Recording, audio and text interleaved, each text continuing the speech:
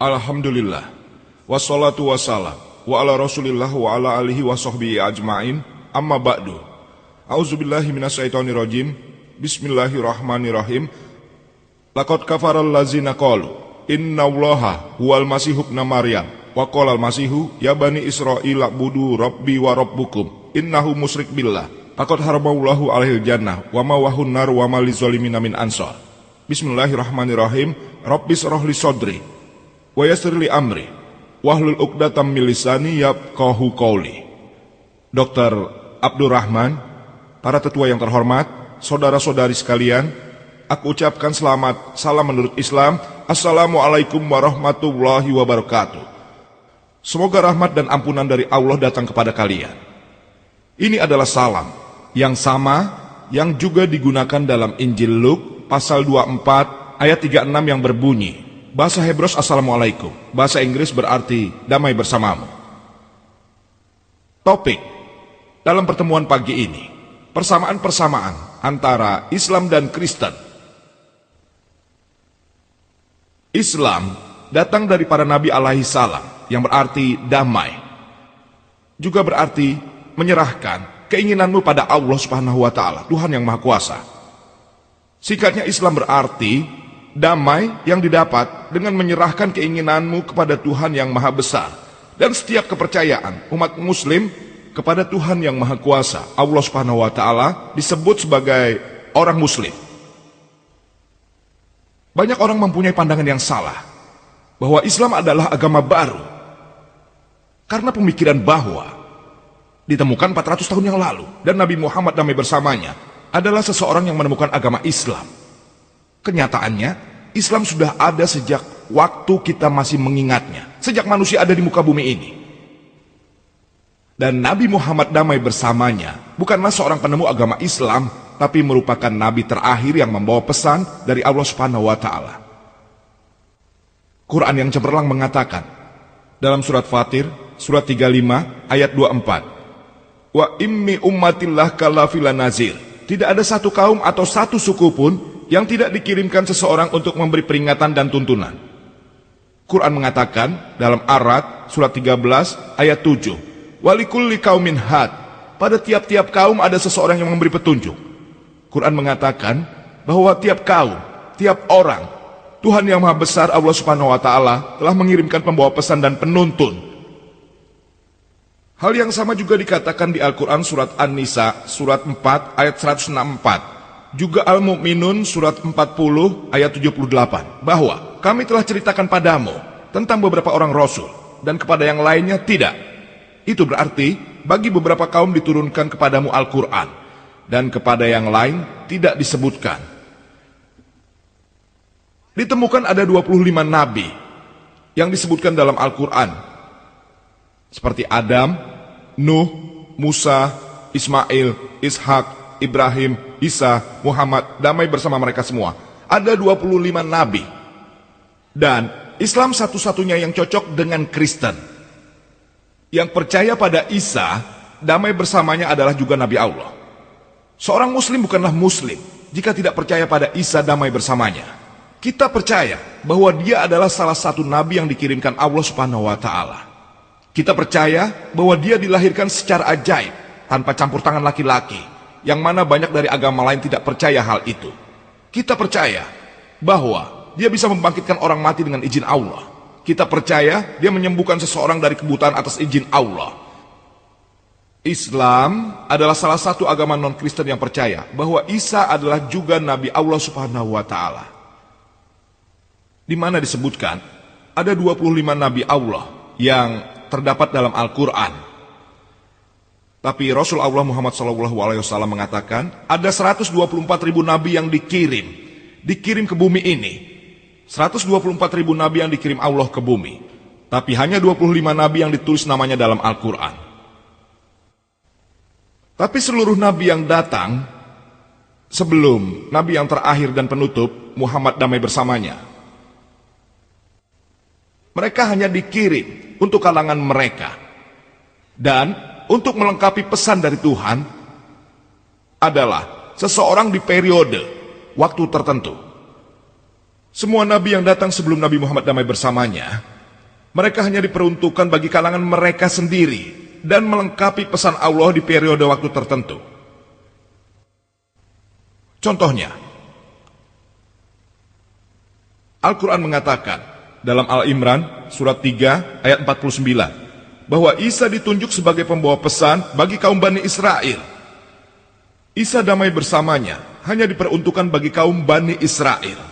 Pesan yang sama juga ditemukan dalam Injil, dalam Matthew, bab 10, ayat 5 dan 6 yang mengatakan, Isa damai bersamanya mengatakan, di sana dikatakan jangan datangi mereka yang kafir. Siapa kaum yang kafir? Mereka yang bukan Yahudi, Hindu, Muslim. Dengan jelas dikatakan di sana, jangan datangi mereka yang kafir. Ke kota milik orang-orang baik dia tidak boleh, tapi lebih baik pergilah ke kapal besar milik Israel. Dikatakan pada Isa bahwa dia hanya boleh pergi ke Israel. Isa damai bersamanya berkata dalam Injil Matthew bab 15 ayat 24 dikatakan, aku dikirim hanya untuk kapal besar milik orang Israel. Kalian lihat Isa damai bersamanya hanya dikirim untuk orang Yahudi, hanya untuk orang-orang Israel, bukan untuk golongan lain. Di Al-Quran surat 33 Al-Ahzab ayat 40 dikatakan, makana Muhammadim aba ahadim murojalikum walaki Rasulullah wahatan nabiin wakana Allah bikulli syai'in alima. Bahwa Muhammad damai bersamanya bukanlah bapak dari seorang laki-laki di antara kamu, tapi dia adalah Rasul Allah. Dia adalah penutup para nabi. Allah Maha mengetahui segala sesuatu. Nabi Muhammad damai bersamanya adalah nabi terakhir dan nabi penutup. Dan Nabi Muhammad damai bersamanya bukanlah hanya untuk orang Islam atau orang-orang Arab. Quran mengatakan dalam surat Al-Anbiya bab 21 ayat 107 yang berbunyi, wa ma arsalnaka illa rahmatan lil alamin, bahwa tiadalah kami mengutusmu melainkan untuk menjadi rahmat bagi semesta alam, bagi seluruh dunia, sebagai rahmat bagi seluruh manusia. Quran mengatakan dalam surat Saba bab 34 ayat 28 yang berbunyi, wa ma arsalnaka illa kafatal linnas basira wa nazira, bahwa dia telah mengirimmu sebagai pembawa pesan bagi seluruh dunia, memberikan berita sebagai pemberi peringatan. Tapi kebanyakan manusia tidak mengetahuinya. Jadi Nabi Muhammad damai bersamanya adalah pembawa pesan yang terakhir, dan dia tidak dikirim hanya untuk orang Muslim dan orang Arab. Dia dikirim untuk seluruh manusia. Dan ramalan tentang Nabi Muhammad damai bersamanya disebutkan dalam berbagai kitab di dunia, juga dalam kitab orang Kristen. Jika Anda baca dalam buku Jonah bab 18 ayat 18 dikatakan bahwa aku akan meninggikan nabi selanjutnya dari antara mereka. Tidak seperti dirimu, aku akan letakkan kata-katamu ke dalam mulutnya. Dia akan bicara tentang kebenaran. Ini adalah ramalan tentang kedatangan seorang nabi. Jika Anda lihat dalam banyak hal, ramalan ini merupakan kebalikan dari Isa damai bersamanya. Jika Anda adalah dia, bagaimana Anda bisa katakan seperti mereka bahwa ramalan mengatakan aku akan meninggikan nabi setelah aku dari antara mereka tidak sepertimu, tidak seperti kebanyakan orang. Jadi bahwa nabi itu pantas, bahwa sudah terlihat bahwa Nabi Muhammadlah yang disebutkan dalam ramalan tersebut. Dan dikatakan bahwa Isa dan Musa damai bersama mereka, bahwa mereka wa'alai. Dan alasannya adalah karena Musa damai bersamanya adalah Nabi Tuhan, bahkan Isa pun adalah Nabi Tuhan damai bersamanya.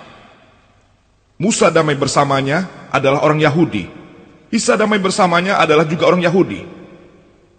Mereka berdua punya kesamaan. Dan kita tanya mereka, apa kedua persamaan itu sudah cukup untuk membuktikan bahwa ramalan itu adalah tentang nabi yang akan datang selanjutnya?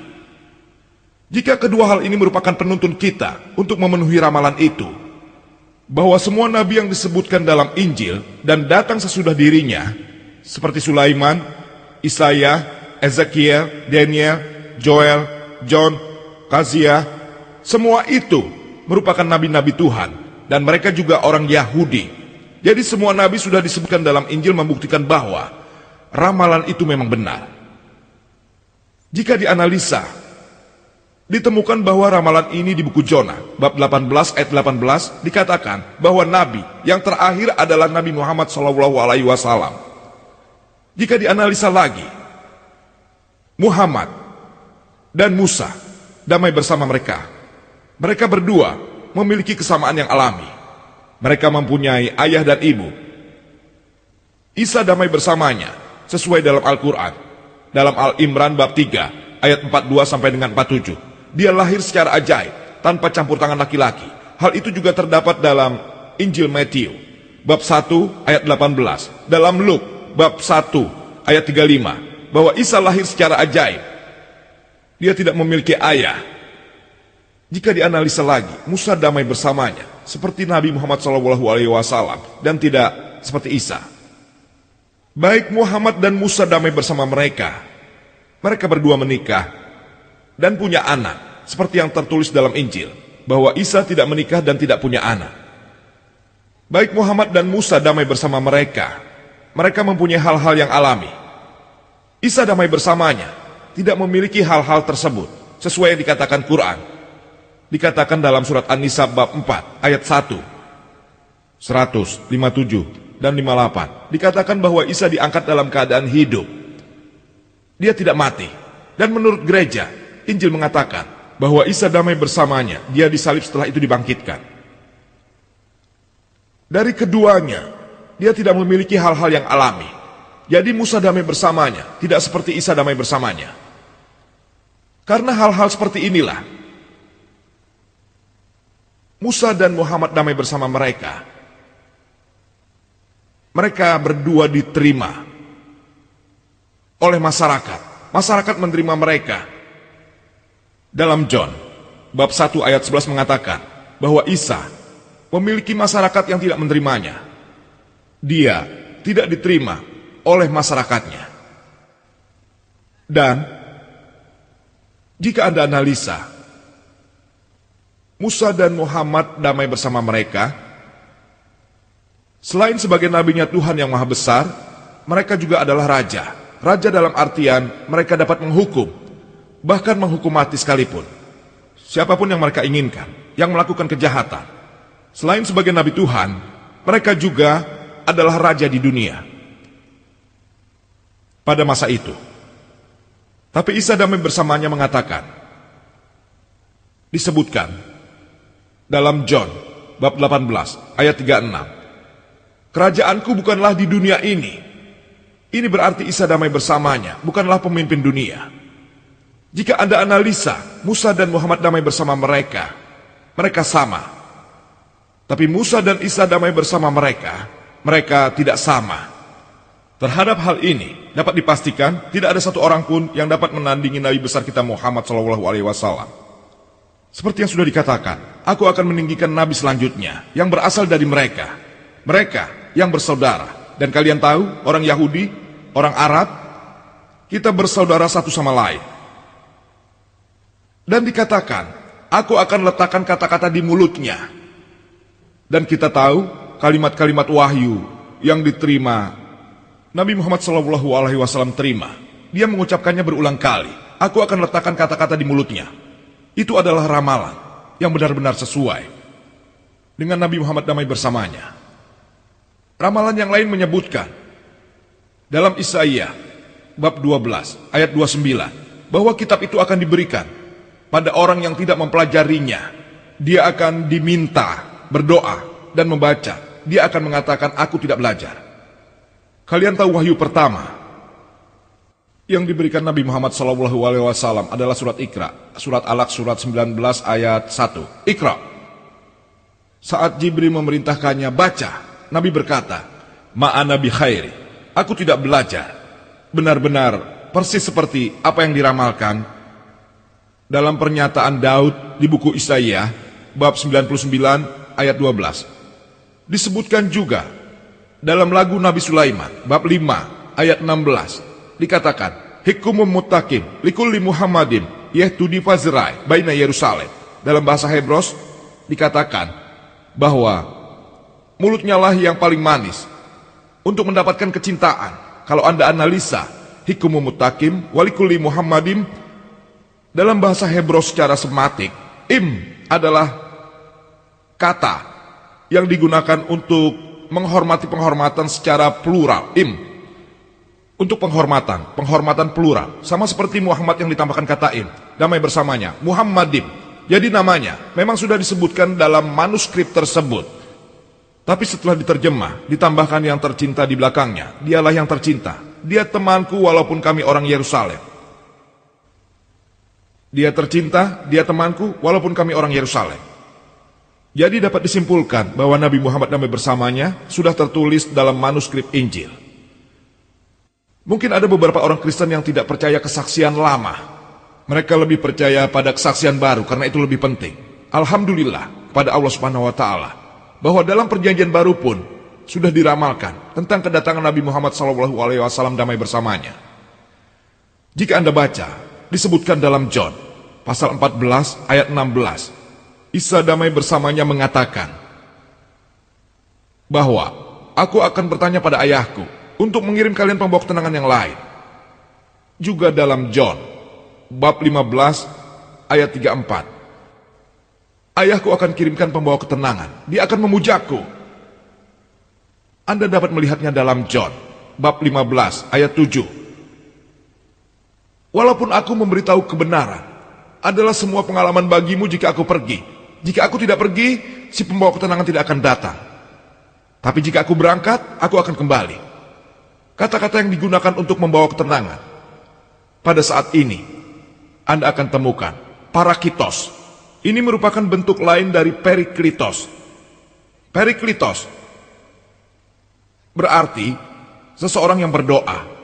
Seseorang yang berdoa untukmu. Yang berdoa untukmu di Arab adalah Muhammad. Dalam bahasa Arab yang berdoa untukmu adalah Ahmad. Alhamdulillah, keduanya adalah nama dari Nabi terakhir pembawa pesan Allah damai bersamanya.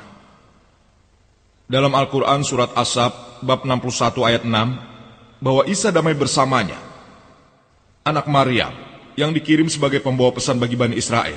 Dia bilang, aku datang untuk membenarkan hukum yang sebelum aku, yang memberi kabar gembira tentang Rasul yang datang sesudahku, yang bernama Ahmad, damai bersamanya. Quran mengatakan bahwa dia mengatakan dengan jelas namanya, baik di dalam Quran maupun Injil. Dalam bahasa aslinya periklitos, yang berarti berdoa untukmu, atau seseorang yang berdoa, itu berasal dari paraklitos, yang sudah diterjemahkan menjadi pembawa ketenangan. Walau arti sebenarnya dari paraklitos bukan pembawa ketenangan, melainkan seseorang yang baik. Tapi mereka menghormatinya. Paraklitos atau periklitos, berdoa untukmu atau dia yang berdoa, sebagai kebaikan atau pembawa ketenangan. Alhamdulillah, semua istilah yang baik itu ditujukan kepada Nabi Muhammad, Rasul terakhir, damai bersamanya. Mungkin ada beberapa orang Kristen yang berkata, mereka melihat ramalan ini diindikasikan pada roh suci. Itu tidak ditemukan pada Nabi Muhammad damai bersamanya. Tapi dari Nabi yang lain, dikatakan, itu hanyalah sebuah pengalaman. Jika aku tidak pergi, si pembawa ketenangan tidak akan datang. Kalau aku berangkat, dia akan datang. Kriteria untuk kedatangan si pembawa ketenangan, jika Isa damai bersamanya, harus berangkat. Dan kita tahu, roh suci sudah ada sebelum Isa damai bersamanya. Dia bahkan sudah ada di sana saat jauh sebelumnya. Dia sudah ada saat Isa dibaptis damai bersamanya. Untuk memastikan bahwa si pembawa ketenangan ini yang dikatakan oleh Injil tidak mengabdi pada roh suci. Roh suci hanya ada di sana saat Isa damai bersamanya ada di sana. Disebutkan lebih jauh dalam John bab 16 ayat 12-14, bahwa aku punya banyak hal yang kukatakan padamu, tapi tidak dapat melakukannya sekarang. Untuknya, ketidakbenaran itu datang. Dia akan menuntun pada kebenaran. Dia tidak akan berbicara sendiri. Semua yang dia dengarkan, yang akan dikatakannya. Dan dia akan bersaksi tentang aku. Dia akan mengagungkanku. Dia akan menunjukkan hal-hal yang akan terjadi.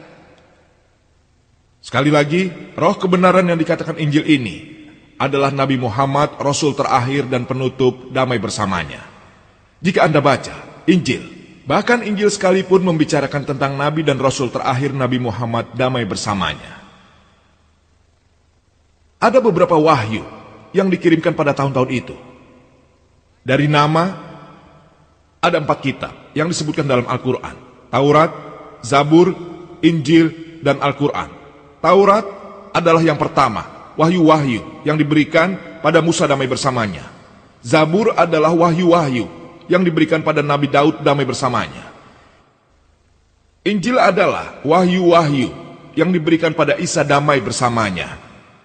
Dan Quran adalah wahyu-wahyu terakhir yang diberikan pada Nabi dan Rasul terakhir, Nabi Muhammad damai bersamanya. Selain itu ada juga wahyu-wahyu yang turun di tahun-tahun sebelumnya, tapi hanya 4 saja yang disebutkan dalam Quran. Tapi semua wahyu yang datang sebelum wahyu yang terakhir Al-Quran, mereka hanya dimaksudkan untuk kelompok-kelompok tertentu, dan pesan yang lengkap hanya dimaksudkan untuk periode waktu tertentu. Tapi wahyu yang terakhir Al-Quran tidak diturunkan hanya untuk orang Muslim dan bangsa Arab. Quran mengatakan dalam surat Ibrahim bab 15 ayat 52 mengatakan bahwa inilah pesan bagi seluruh umat manusia. Biarkan mereka diperingatkan olehnya. Biarkan mereka tahu hanya ada satu Tuhan. Dan biarkan manusia mengambil pelajarannya. Jadi wahyu terakhir Al-Quran diperuntukkan bagi seluruh manusia. Pesan ini diulang dalam Al-Baqarah bab 2 ayat 185. Ramadan adalah bulan di mana Al-Quran diturunkan sebagai petunjuk bagi umat manusia dan sebagai kriteria untuk menilai yang baik dan yang benar. Quran mengatakan dalam surat Az-Zumar bab 39 ayat 41 bahwa kami menurunkan kepadamu Nabi Muhammad damai bersamanya kitab untuk mengajarkan manusia. Tidak dikatakan untuk mengajar orang Muslim atau orang Arab, tapi untuk mengajarkan seluruh manusia. Jadi wahyu terakhir yaitu Al-Quran diturunkan untuk seluruh umat manusia. Oleh karena itu, semua wahyu yang turun sebelum Al-Quran hanya untuk manusia pada periode itu. Allah Subhanahu wa Ta'ala membuatnya tidak untuk bertahan pada bentuk aslinya. Satu-satunya kitab yang saat itu masih bertahan pada bentuk aslinya adalah Al-Quran. William Moore, kritikus yang paling keras terhadap Islam, mengatakan tidak ada satu kitab pun saat ini yang masih bertahan pada bentuk aslinya seperti Al-Quran selama 12 abad. Dia mengatakan di depan para audiens, Nabi kita tercinta Muhammad SAW berkata, dia menyebutkan dalam riwayat Bukhari wala 1 Khalid 7 dikatakan bahwa Islam didasarkan pada 5 pilar. Yang pertama, La ilaha illallah Muhammadur Rasulullah, bahwa tidak ada Tuhan selain Allah dan Nabi Muhammad adalah Rasul utusan Allah. Kedua, sholat. Ketiga, zakat. Keempat, puasa, dan kelima, haji. Yang pertama, bahwa tidak ada Tuhan selain Allah dan Nabi Muhammad damai bersamanya adalah Rasul utusan Allah. Adalah konsep Allah Subhanahu wa Ta'ala. Dan Al-Quran mengatakan dalam Al-Baqarah surat 2 ayat 177, tidaklah benar menghadapkan wajahmu ke timur atau ke barat, tapi suatu kebenaran. Jika kau percaya pada Allah, kau percaya pada hari kemudian, percaya pada kitab-kitab, percaya pada malaikat, dan kau percaya pada nabi, seperti yang disebutkan. Dalam Al-Quran dikatakan, surat Al-Imran, bab 3, ayat 64. Kul, ya ahlal kitab, hai ahli kitab, pada orang Yahudi dan Kristen, ta'alau ila kalimatin sawaim, bainana wa bainakum, marilah berpegang pada suatu ketetapan bagi kami dan bagimu. Ketetapan apa itu? Allah na'budu illallah, tak ada satupun yang kita sembah selain Allah, wala nusyrika bihi syai'au, bahwa tidak ada satupun yang dapat disekutukan dengannya, wala yattakhidza ba'duna ba'dan arbaba min dunillah, dan tidak ada pula kita jadikan sebagian di antara kita sebagai Tuhan selain Allah. Fa'in tawallau, jika mereka berpaling, fakulus hadu, maka saksikanlah bi anna muslimun, kami adalah orang-orang yang berserah diri pada Allah Subhanahu wa Ta'ala. Ayat-ayat Quran ini menunjukkan padamu bagaimana berbicara dengan para ahli kitab, baik itu Yahudi atau Kristen. Ta'alau ila kalimatin sawaim bainana wa bainakum, marilah berpegang pada satu ketetapan bagi kami dan bagimu. Apa ketetapan pertama? Allah na'budu illallah, tidak ada satupun yang kita sembah selain Allah. Dan konsep dari Tuhan yang Maha Besar dalam Islam, tentang definisinya, tertulis dalam surat Al-Ikhlas bab 112 ayat 124 dikatakan, Qul huwallahu ahad. Katakanlah, Allah itu satu. Allahus somad. Allah lah yang mutlak dan kekal. Lam yalid walam yulad, dia tidak beranak dan tidak diperanakan. Walam yakul lahu kufuwan ahad, tidak ada yang setara dengannya. Inilah 4 hal definisi dari Tuhan yang Maha Besar yang terdapat di dalam Al-Quran. Qul huwallahu ahad, katakanlah Tuhan itu satu. Allahus somad, Allah yang mutlak dan kekal. Lam yalid walam yulad, dia tidak beranak dan tidak diperanakan. Walam yakul lahu kufuwan ahad, tidak ada yang setara dengannya. Ini 4 definisi yang semua ini datang dari Tuhan yang Maha Besar. Jika ada yang kelima darinya, kita orang Muslim harus menerimanya tanpa keberatan sedikit pun bahwa dia adalah Tuhan yang Maha Besar. Quran mengatakan dalam surat An-Nisa bab 4 ayat 48 bahwa Allah Subhanahu wa Ta'ala tidak mengampuni jika kau menyekutukan Allah.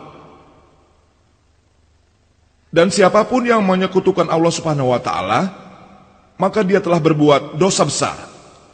Allah akan mengampuni dosa apapun jika dia ingin. Tapi menyekutukan Allah, Allah tidak akan mengampuninya. Quran menyampaikan pesan, surat An-Nisa bab 4 ayat 116, bahwa Allah tidak akan memaafkan dosa karena telah menyekutukan dia. Hal-hal lain yang disukai, dia tidak akan memaafkan. Tapi menyekutukannya, dia tidak akan memaafkannya. Itu artinya syirik, sama dengan menyekutukan Allah Subhanahu wa Ta'ala. Ini adalah dosa yang paling besar. Dan pesan yang sama diberikan dalam Exodus, di dalam Injil bab 20 ayat 3 dan 5, bahwa tidak ada Tuhan selain Aku, Tuhan yang Maha Kuasa. Bagaimana dapat diciptakan untukmu sesuatu yang lebih besar, yang lebih mirip dari sesuatu dalam surga di atas, di bawah bumi, di bawah air di dalam bumi? Bagaimana bisa? Tidak tunduk padanya, tidak melayaninya. Untukku, Tuhanmu, Rajamu, dan juga sebagai pengawalmu. Pesan yang sama diulangi dalam Deuteronomi bab 5 ayat 79. Dikatakan, bagaimana bisa ada Tuhan selain Aku? Bagaimana membuat image yang luar biasa dari sesuatu, dari kemiripan, dari hal-hal yang terdapat di atas, di bawah kedalaman, dan di dalam air di kedalaman bumi. Bagaimana bisa tidak tunduk padanya, tidak melayaninya? Untukku, Tuhanmu, Rajamu, pengawalmu. Ini berarti membuat kesan tentang Tuhan yang Maha Besar secara tegas terlarang di dalam Injil. Inti dari pembicaraanku, sesuai dengan ayat Al-Quran, surat Al-Maidah bab 5 ayat 72 mengatakan, Laqad kafarol lazina qalu innallaha wal masih ibnu Maryam. Bahwa merekalah yang disebut sebagai orang-orang kafir. Mereka yang mengatakan kalau Isa damai bersamanya anak Maryam. Dia adalah Allah. Orang-orang kafir adalah mereka yang berkata bahwa Isa anak Maryam dikatakan sebagai Allah. Wa qolal masihu, padahal dia sendiri berkata, ya Bani Israel, hai kaum Bani Israel, a'budullah, sembahlah aku, Rabbi wa Rabbukum, yang merupakan Tuhanmu dan Tuhanku. Innahum mayusrik billah, siapapun yang mempersekutukan Allah, faqad haramallahu alaihil jannah, Allah akan membuatnya jannah haram untuknya, surga akan terlarang untuknya. Wa ma wahunnar wa ma lizzolimin min ansor, dan mereka adalah satu-satunya tempat untuknya, dan dia tidak akan mendapat pertolongan dari siapapun.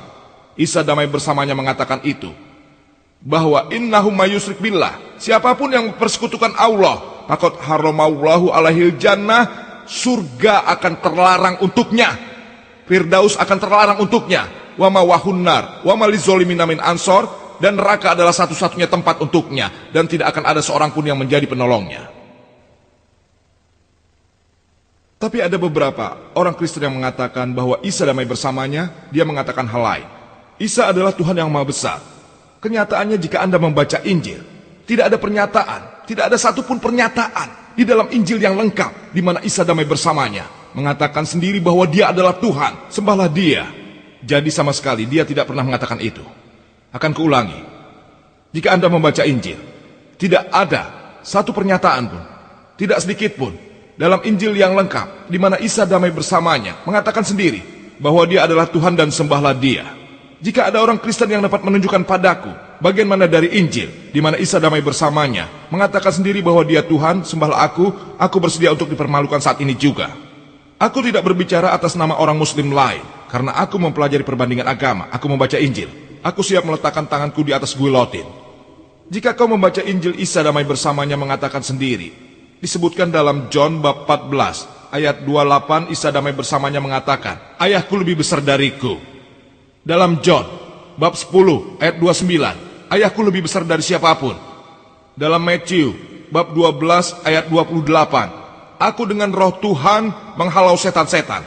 Dalam Luke bab 11 ayat 20, aku menghalau setan-setan dengan jari Tuhan.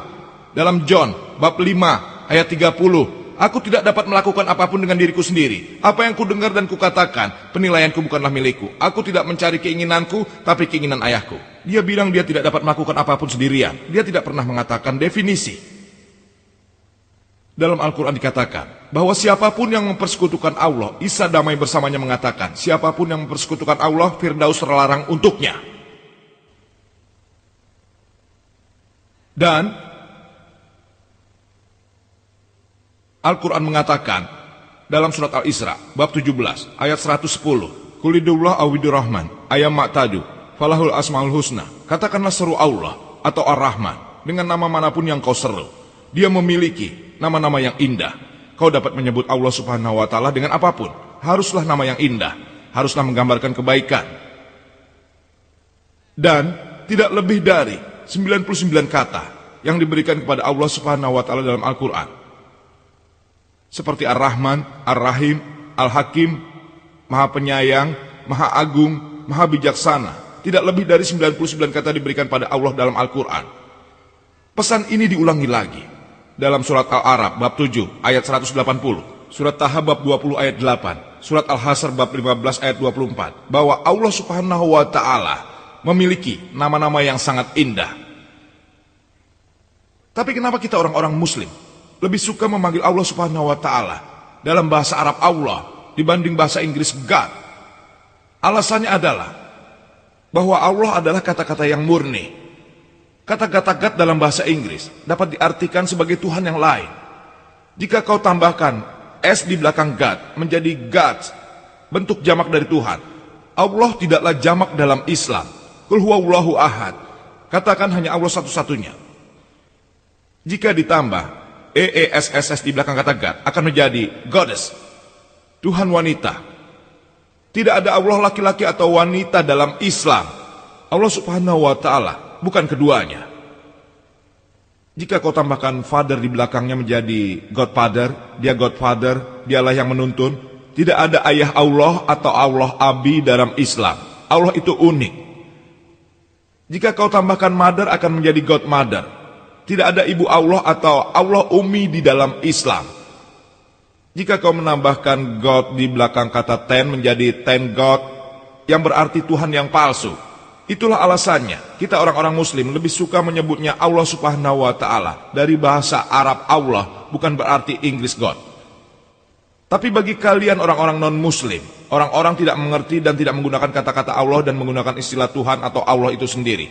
Tuhan bukanlah terjemahan yang tepat. Tuhan bukanlah terjemahan yang tepat. Dan kata-kata Allah subhanahu wa ta'ala sudah berulang kali disebutkan dalam berbagai tulisan, termasuk Injil. Dan jika kau tahu kata-kata di kesaksian lama, kata yang digunakan untuk Tuhan adalah Elohim. Ela untuk Tuhan, Him untuk penghormatan yang besar, Elohim.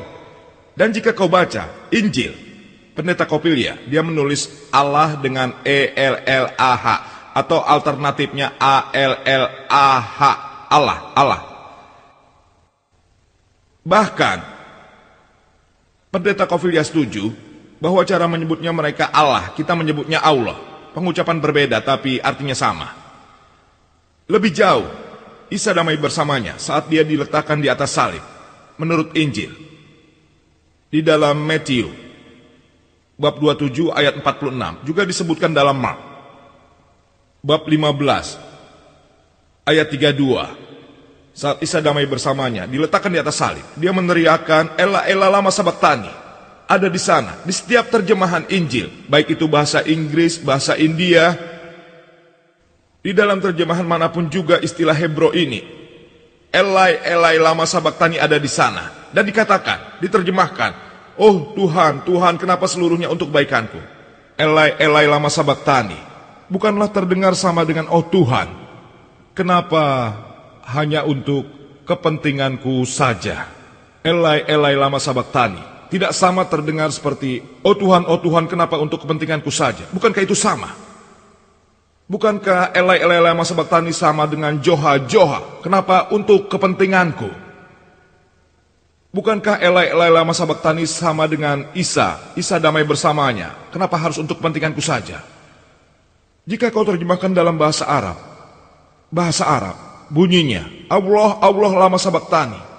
Elai Elai lama sabaktani dalam bahasa Hebro, dalam bahasa Arab Allah Allah lama sabaktani. Bahasa Arab dan Hebro merupakan bahasa serumpun. Kalian sadar bunyinya sama. Bahkan saat Isa damai bersamanya, saat diletakkan di atas salib, dia berteriak yang berbunyi Allah. Karena itu kita orang-orang Muslim, karena Allah adalah kalimat yang murni, kita lebih suka memanggilnya Allah daripada Tuhan.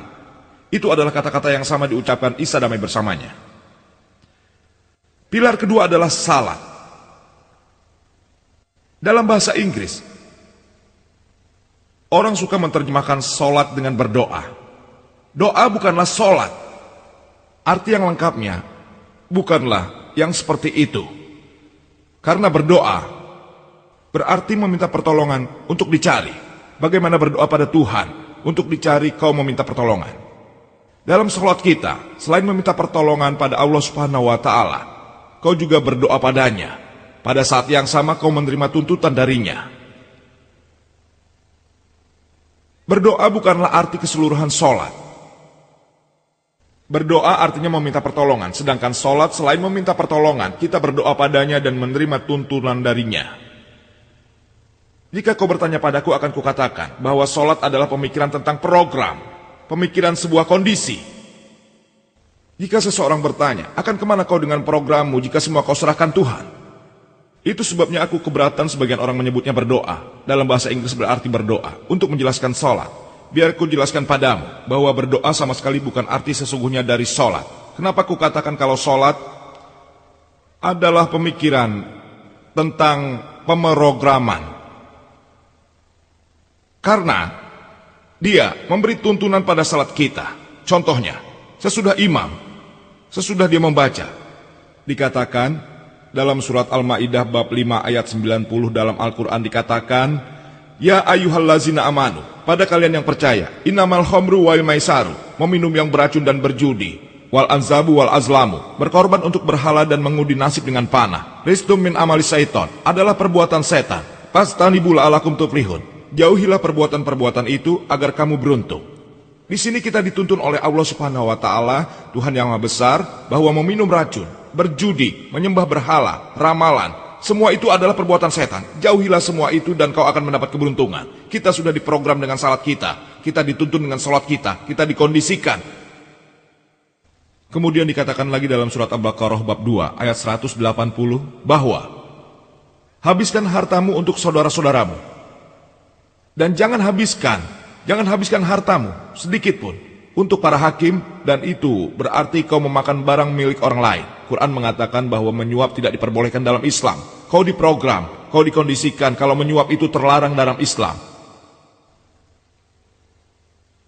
Quran mengatakan dalam surat Al-Ankabut bab 29 ayat 45, Utlu ma uhiya ilaika minal kitab wa aqimus shalah inna sholata tanha anil fahsya'i wal munkar. Bacalah apa yang diwahyukan kepadamu, yaitu Quran. Dan dirikan solat, sesungguhnya solat mencegah perbuatan keji dan munkar. Quran mengatakan bahwa solat mencegah perbuatan keji dan munkar. Dan setiap muslim harus melaksanakan solat minimal 5 kali sehari. Bagaimana untuk badan yang sehat? kita harus makan minimal 3 kali sehari. Sama dengan jiwa kita membutuhkan sholat minimal 5 kali sehari. Dan Al-Quran mengatakan dalam surat Taha, bab 20, ayat 11 dan 12, bahwa saat ia datang ke tempat api, ia dipanggil, "Oh Musa, sesungguhnya akulah Tuhanmu. Lepaskan kedua sepatumu, sesungguhnya kamu berada di tempat suci tua."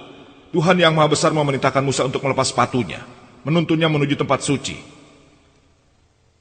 Pesan yang sama diberikan dalam Injil, dalam Kesaksian Lama, dalam Eksodus, bab 3, ayat 5, dikatakan, "Do not thy hither." Lepaskan sepatumu dari kakimu, menuju tempat yang dianggap sebagai tanah suci. Pesan itu diulang dalam Aks bab 7 ayat 33. Tuhan yang Maha Besar kepada Musa, "Do not thy hither." Lepaskan sepatumu dari kakimu untuk tempat yang merupakan tanah suci. Merupakan perintah Allah Subhanahu wa taala kepada Nabi Musa damai bersamanya, bahwa di tanah suci, tempat suci, saat kau sedang menyembahnya, lepaskan sepatumu. Nabi tercinta Muhammad damai bersamanya, dia memberikan izin dengan 4 syarat. Kau tidak boleh sholat dengan alas kaki, tapi jika kau sholat dengan memakai alas kaki, pastikan kalau keduanya benar-benar bersih. Nabi berkata, disebutkan dalam riwayat Abu Daud, Warim 1, dalam buku Salam, bab 240, hadis nomor 652, Nabi berkata, "Lakukanlah kebalikan dari yang orang Yahudi lakukan, karena mereka selalu berdoa memakai sepatu dan sandal." Disebutkan dalam Abu Daud, Rahim 1, buku Salat, bab 240, hadis 353, bahwa Su'aib ibnu El-Amar diceritakan oleh ayahnya, bahwa kakeknya berkata, bahwa aku pernah melihat Nabi sholat dengan tanpa alas kaki dan dengan sendal. Ini berarti orang muslim dapat sholat tanpa sepatu. Dan jika kau sholat mengenakan sepatu, Nabi berkata, kau harus membersihkannya untuk kebersihan orang lain, juga untuk menjaga tempat beribadah. Al-Quran mengatakan dalam surat Al-Ma'idah bab 5 ayat 6, "Ya ayyuhallazina amanu," bagi kalian yang beriman, saat kau hendak sholat, saat kau bersiap untuk sholat, basuh wajahmu dan tanganmu sampai siku, usap rambutmu dengan air, dan cuci kakimu sampai mata kaki dengan melakukan wudhu. Sebelum kita melakukan sholat, merupakan kewajiban bagi muslim. Pesan yang sama diberikan jika kau baca Injil, disebutkan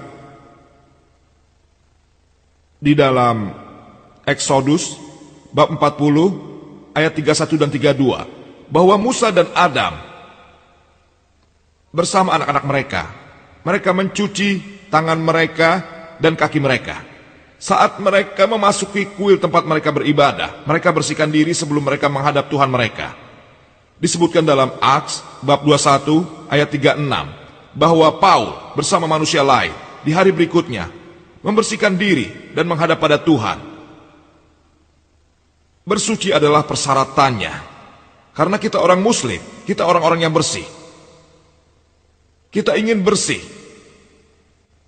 Dan selain itu merupakan persiapan mental. Persiapan mental seperti sedang ujian akhir. Persiapan mental sebelum kau menghadap Tuhan.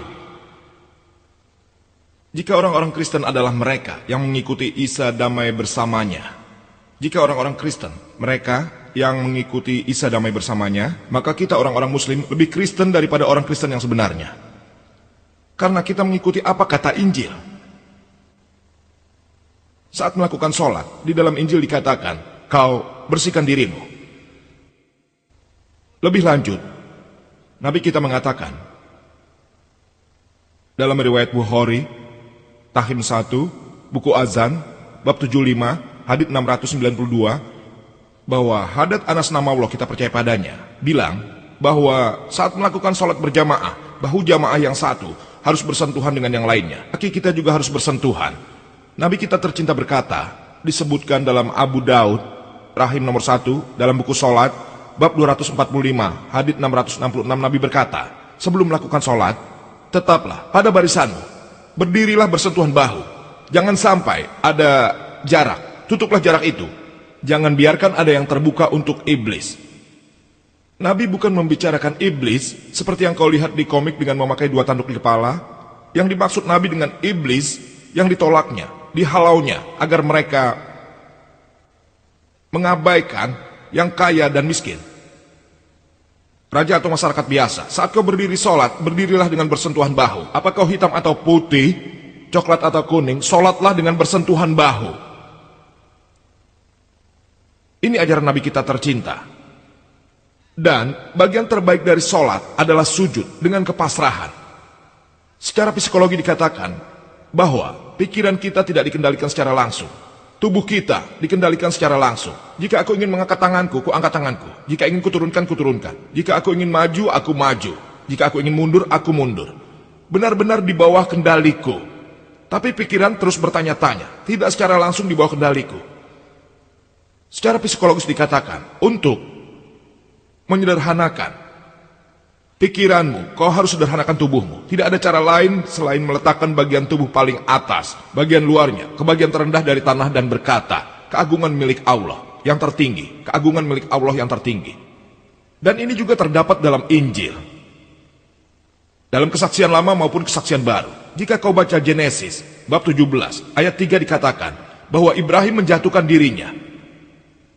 Dalam Number bab 20, ayat 6, Musa dan Aaron menjatuhkan wajah mereka. Dalam Yosua bab 5 ayat 14, Yosua menjatuhkan wajahnya saat beribadah.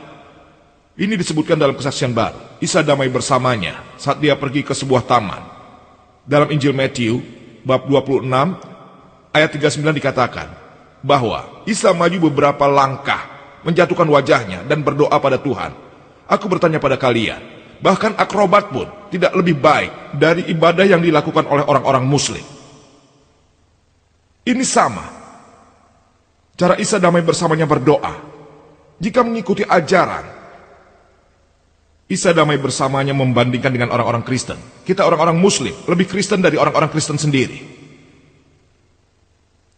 Tiang ketiga, zakat.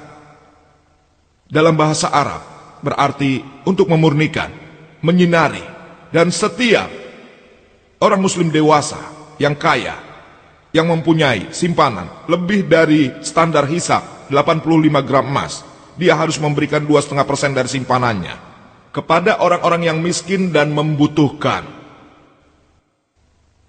Dan orang-orang yang pantas mendapatkan zakat ini tertulis dalam surat At-Taubah bab 9 ayat 60 dikatakan zakat diberikan pada fukara wal masakin, pada yang membutuhkan, pada amilun, mereka yang mengumpulkan zakat, pada mu'alafati qulub, yang dibujuk hatinya untuk datang pada Islam, pada gharimun, yang berhutang, pada rikab, pada mereka yang menjadi budak, yang membebaskan budak. Dapat diberikan pada ibnu sabil, mereka yang sedang dalam perjalanan, seseorang yang berada di tempat yang asing, atau fisabilillah, orang-orang di jalan Allah. Jika setiap orang kaya di dunia ini mengeluarkan zakat, tidak akan ada kemiskinan di dunia ini, dan tidak akan ada seorang pun yang akan mati kelaparan. Jika kau membaca pesan yang sama dalam Injil, dalam Peter yang 1, bab 4, ayat 80 mengatakan, bahwa berikanlah sumbangan, karena sumbangan menghilangkan banyak dosa-dosamu. Berikanlah sumbangan, karena sumbangan menghilangkan banyak dosa-dosamu.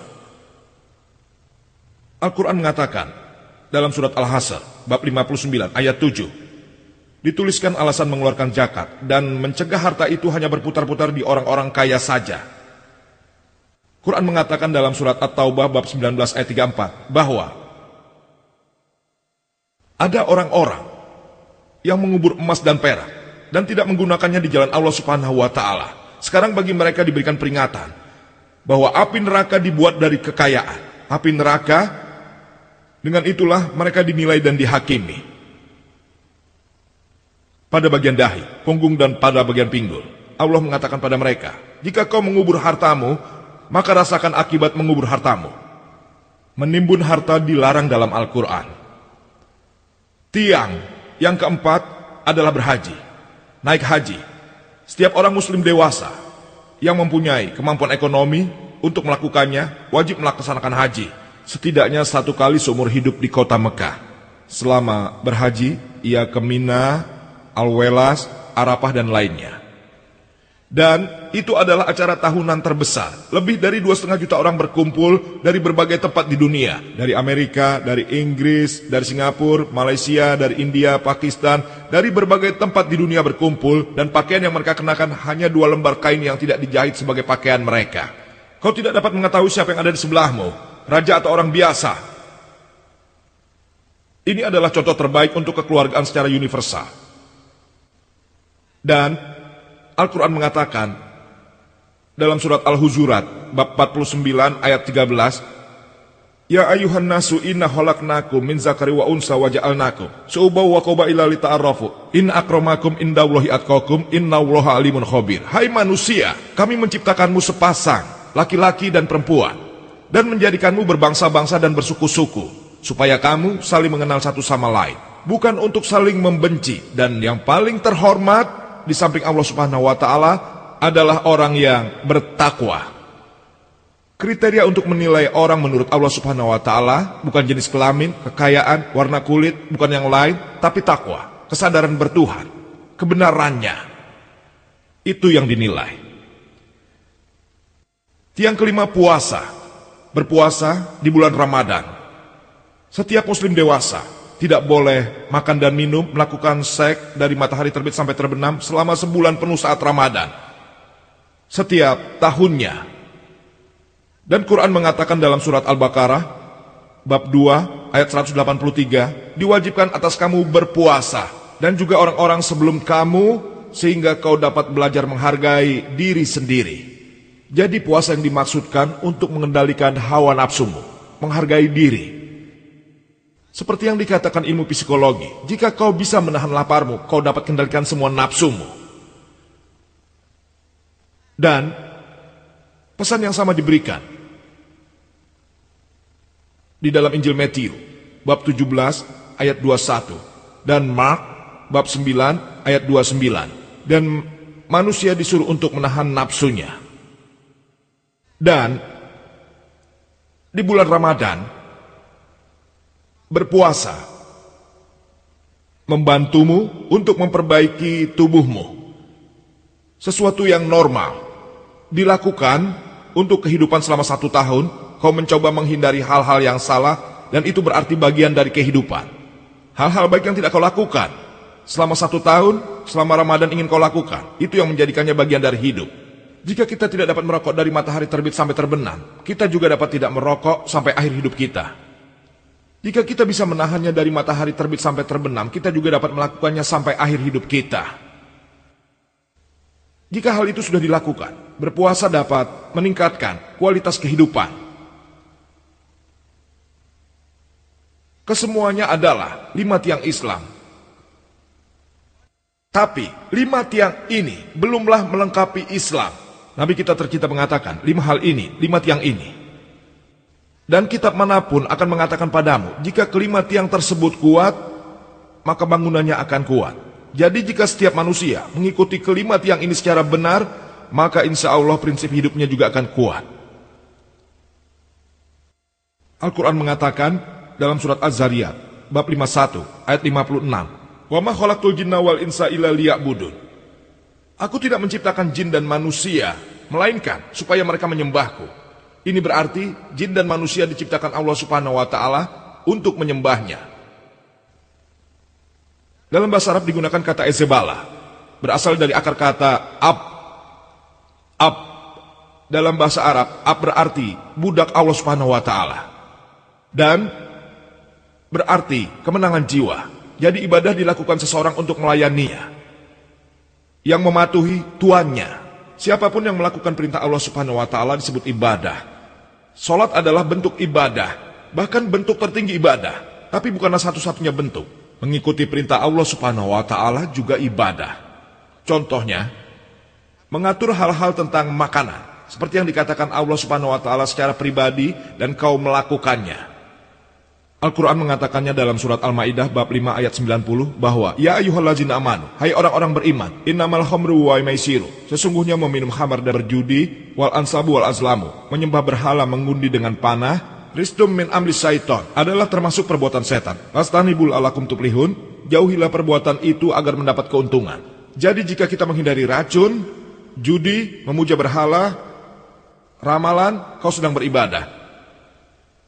Jika kau membaca Injil, disebutkan dalam Propot bab 20 ayat 1 dikatakan, anggur adalah hammer.